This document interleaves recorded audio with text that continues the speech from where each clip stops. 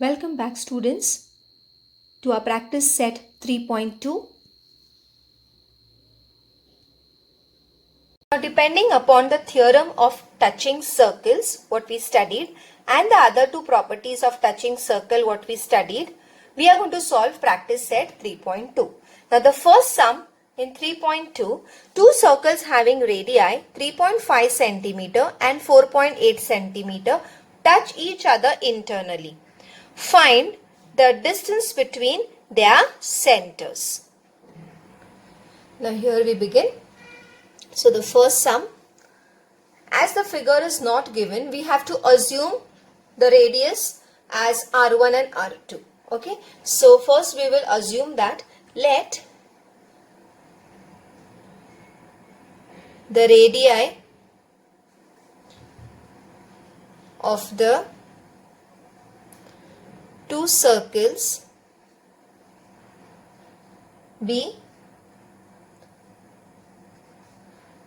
R1 and R2. Now one radius is given 3.5 centimeter and other is given 4.8 centimeter. So let us take R1 as 3.5 centimeter and R2 as 4.8 centimeter. Always when you are solving these sums of touching internally and externally circles, you try to take R2 as the biggest radius. Okay. Now, the circles are touching internally, and in internally we have studied the property that we have to take the difference of the radius. Okay. So, we will first mention, since the distance between the centers, the distance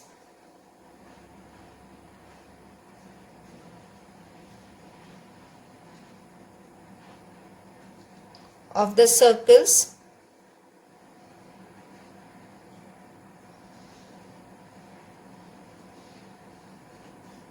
touching internally is equal to the difference of their radii. Okay, so this statement first we have to write, and then we can write, therefore, since the figure is not given, we have to write the statement only. Therefore, the distance between their centers is equal to, since we have assumed R1 and R2, we'll write R2 minus R1. The bigger radius, the smaller radius minus the bigger radius. So here 4.8 minus 3.5, which is equal to 1.3 centimeters. So write the final answer. Therefore, the distance between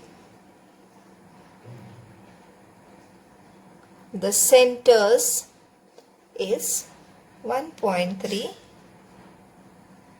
centimeter. Now the second sum is for homework. I will just explain this. Two circles of radii 5.5 centimeter and 4.2 centimeter touch each other externally. Okay, the first sum we did for internally, now externally. Find the distance between their centers. Now when they touch externally, we have studied that we have to take the sum or the addition of their radius. Okay, so here you will first consider R1 as 4.2 and R2 as 5.5. I told you that try to take the bigger radius as R2.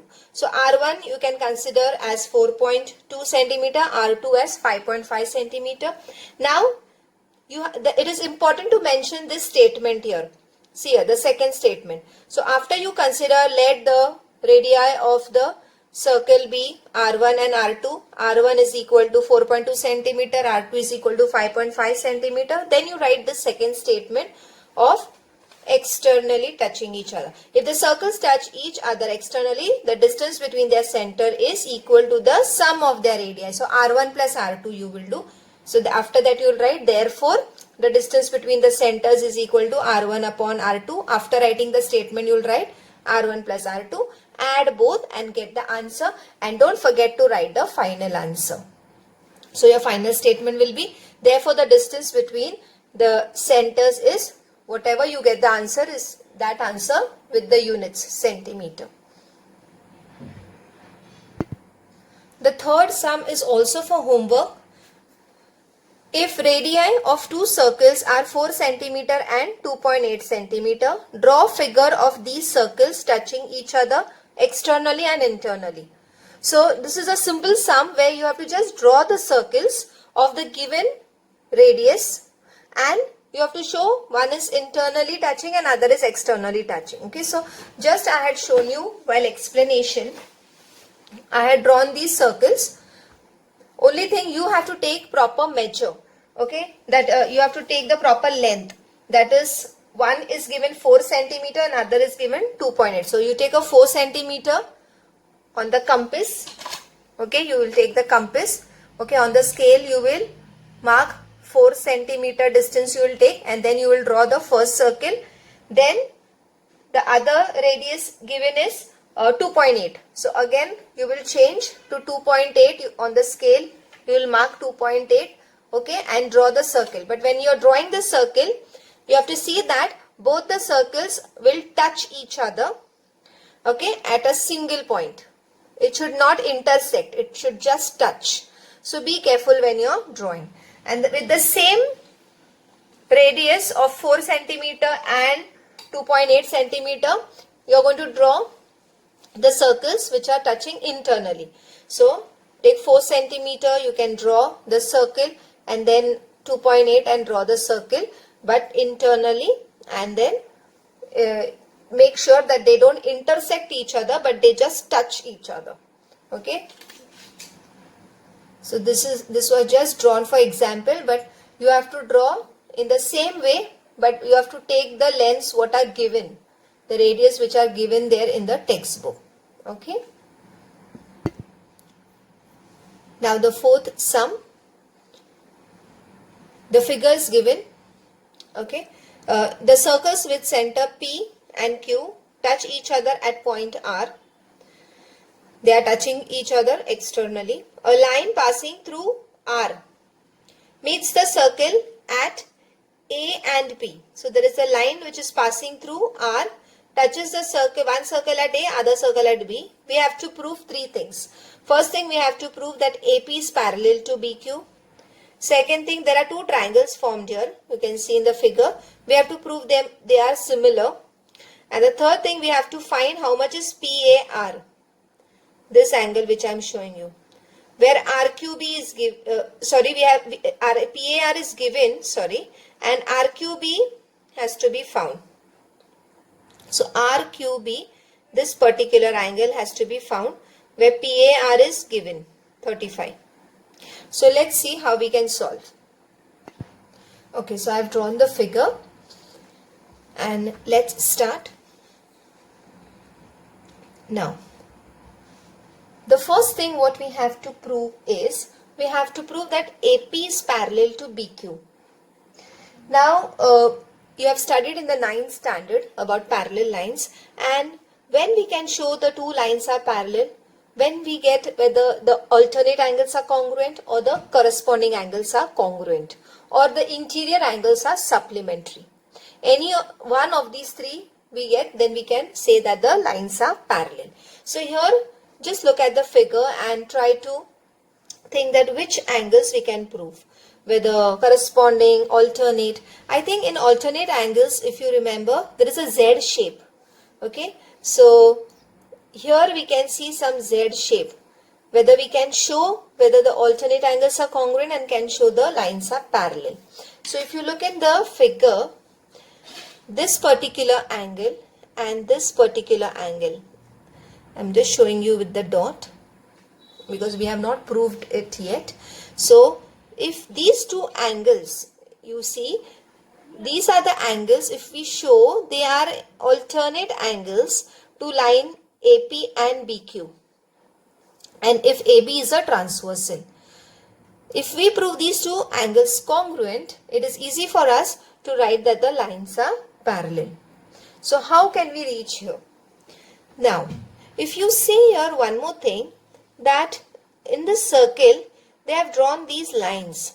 Out of these lines, if P is the center of this circle and R is the point on the circle and A is the point on the circle, PA and PR is the radii of the same circle, okay, which is congruent.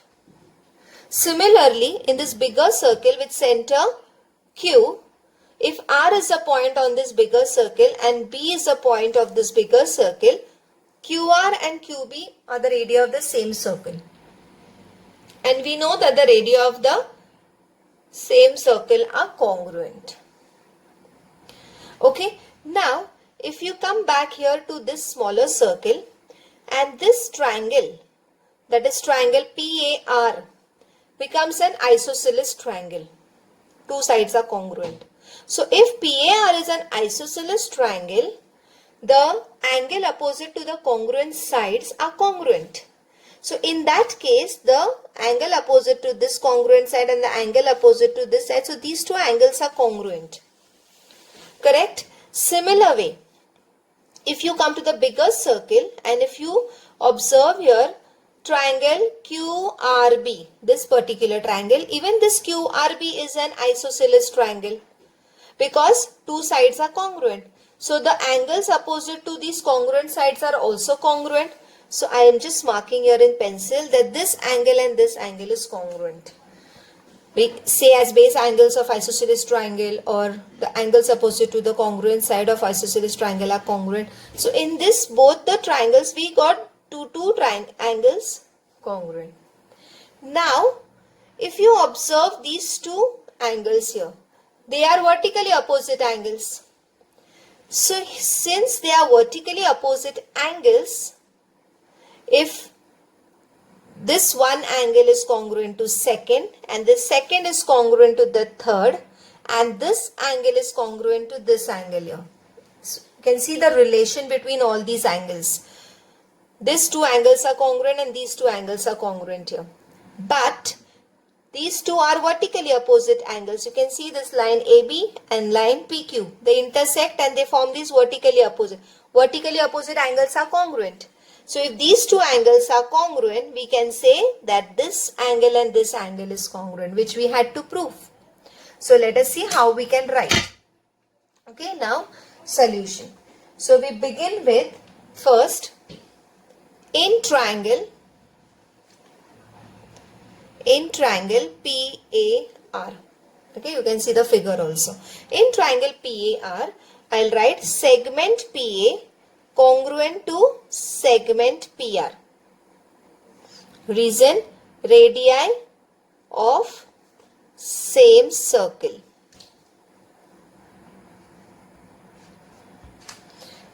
Okay. Therefore, angle PAR congruent to angle PRA. Okay. So the reason, isosceles triangle theorem. Okay, we can mark this as statement 1 because we have to use it later.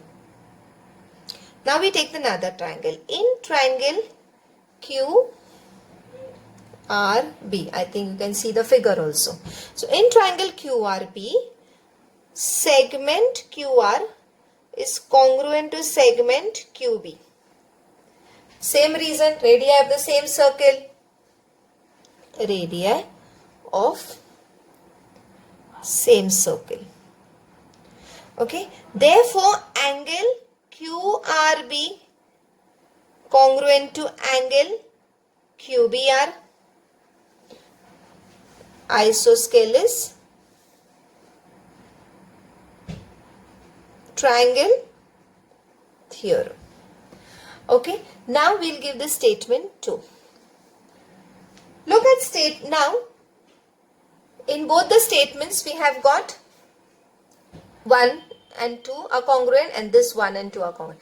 Now we'll talk about vertically opposite.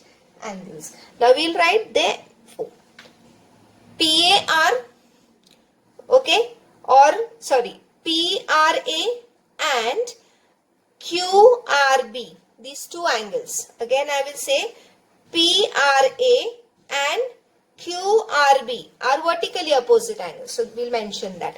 So angle PRA congruent to angle QRB. I just showed you all. Okay. PRA congruent to QRB. Reason, vertically opposite angles. We can mention this as the third statement. Now from 1, 2 and 3. From 1, 2 and 3. What do we get from 1, 2 and 3? 1 says that PAR congruent to PRA. 2 says QRB congruent to QBR. And third says PRA congruent to QRB. So the third statement says that this angle and this angle, two angles are congruent. So if these two angles are congruent, the other two are also congruent to each other. So therefore we'll write PAR congruent to QBR. So PAR congruent to QBR, which we wanted. I will show you maybe with a colored pen. So here and this. Okay. I hope you can see which angles I have marked. Now PAR congruent to QBR. Now instead of QAR, I can write angle QAB. It is the same angle with different names. And instead of QBR, I can write QBA. Okay, same angles with different names. Therefore, angle PAB congruent to QBA. Okay, here. So, why did we write QAR instead of PAR? We wrote PAP. Okay, and instead of QBR, we wrote QBA because we have to show AP parallel to QB. Okay, so here the reason you can write A dash R dash B, that they are in the straight line. Okay, now once we get this, we can write if AB is a transversal.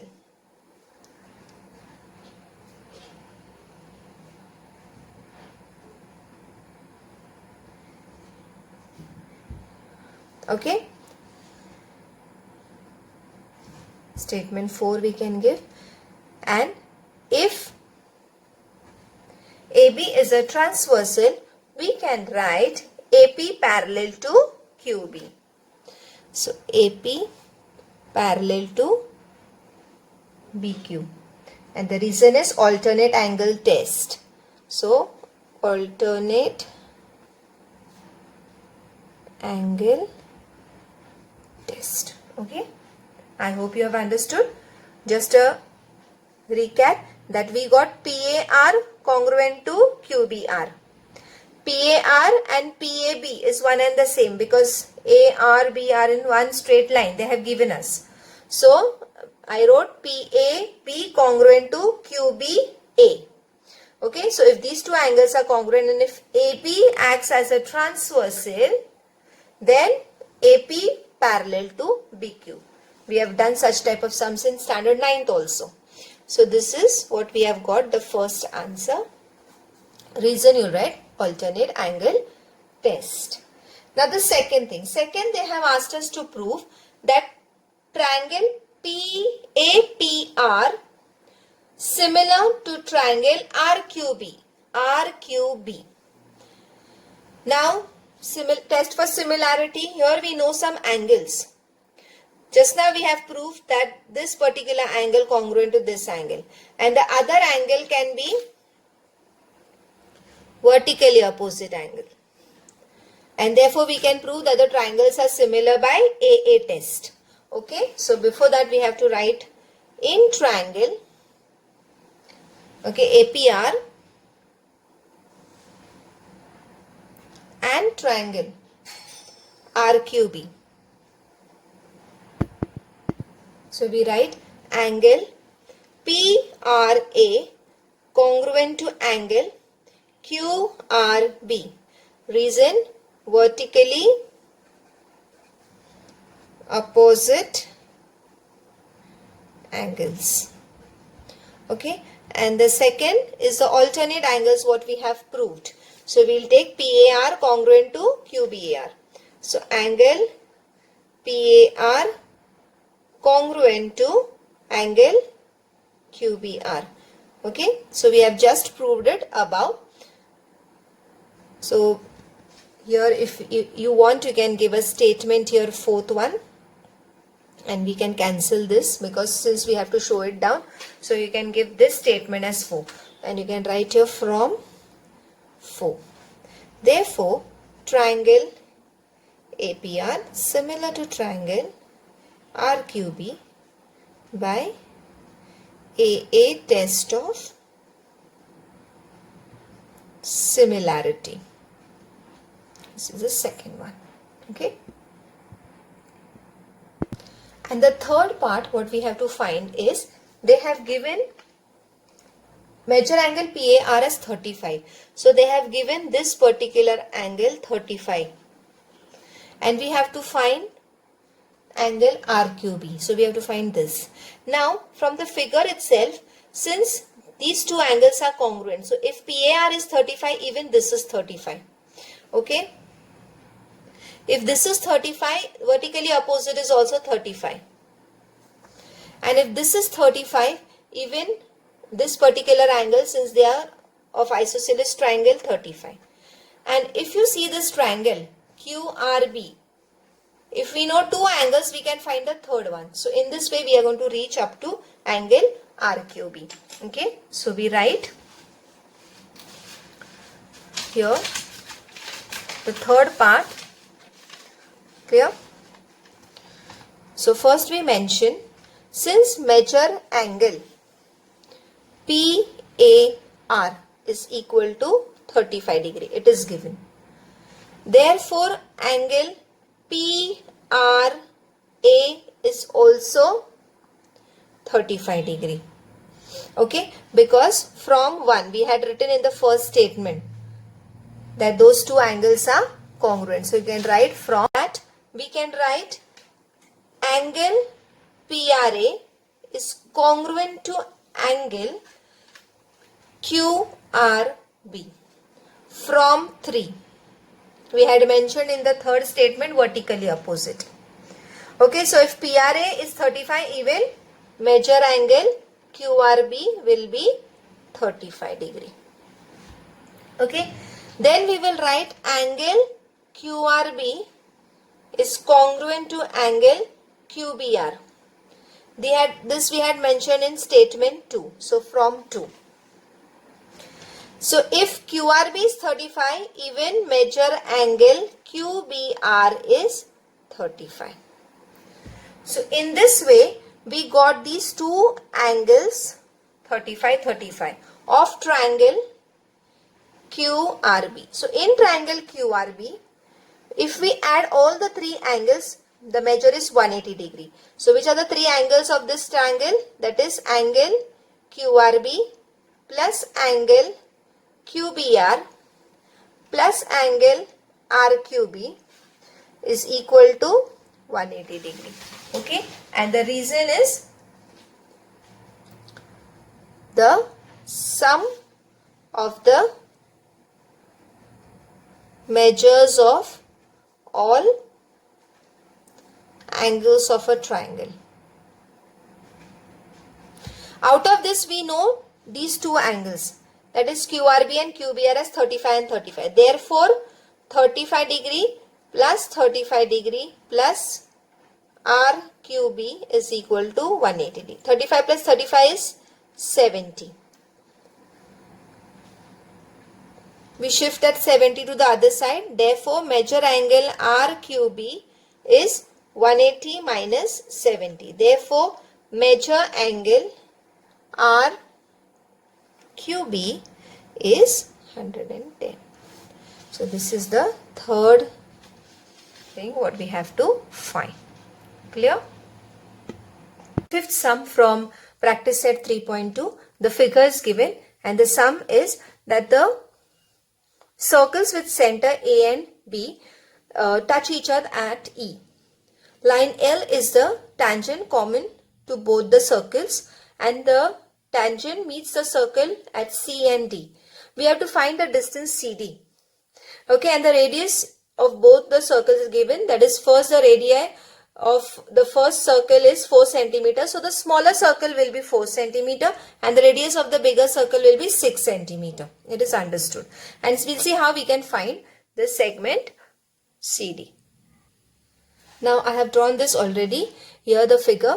Here you will see I have drawn some markings are done in red color. So those are the construction here. We have to join the radius of both the circles. So AC and A is the radii of the smaller circle.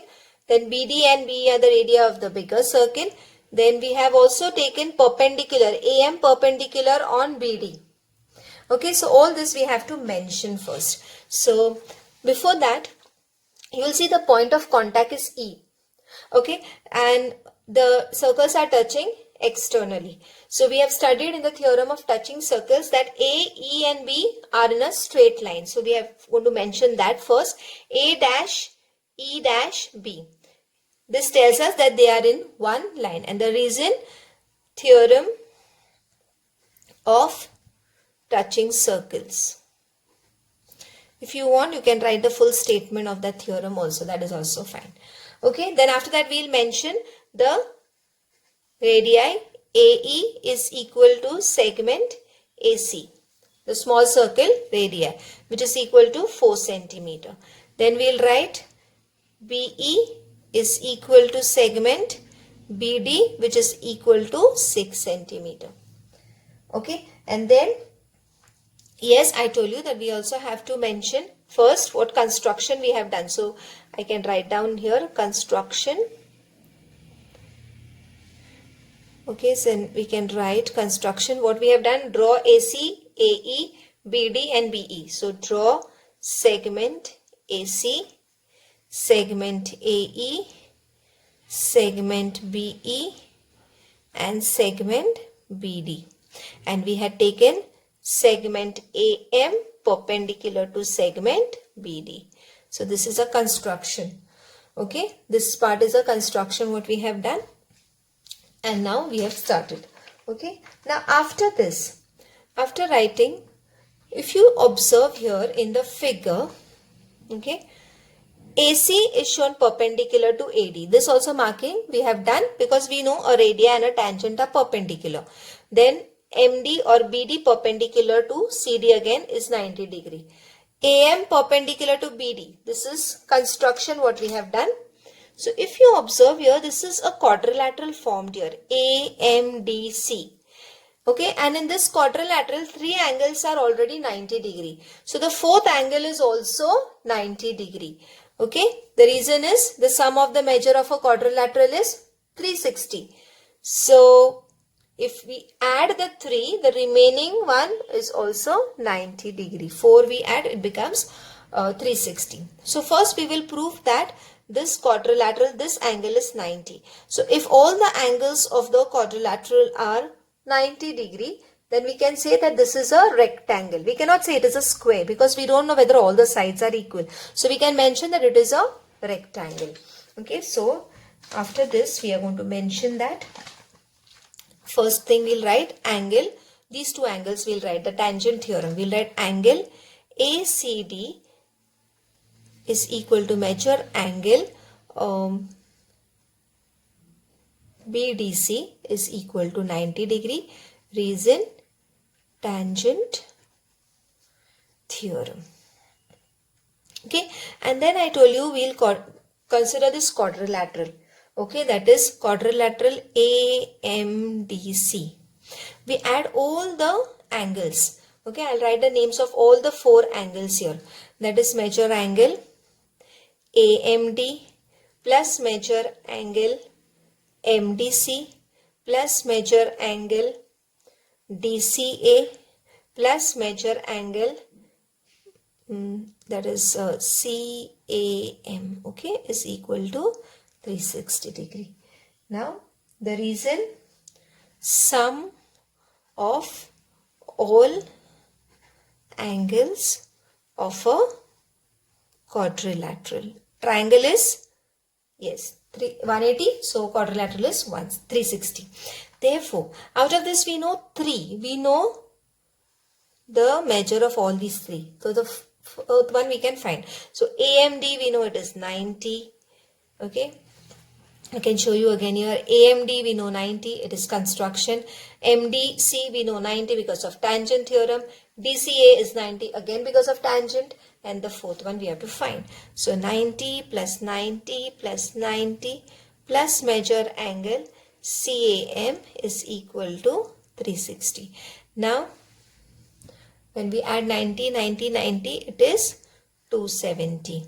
That's measure angle CAM. I shift that 270 to the other side.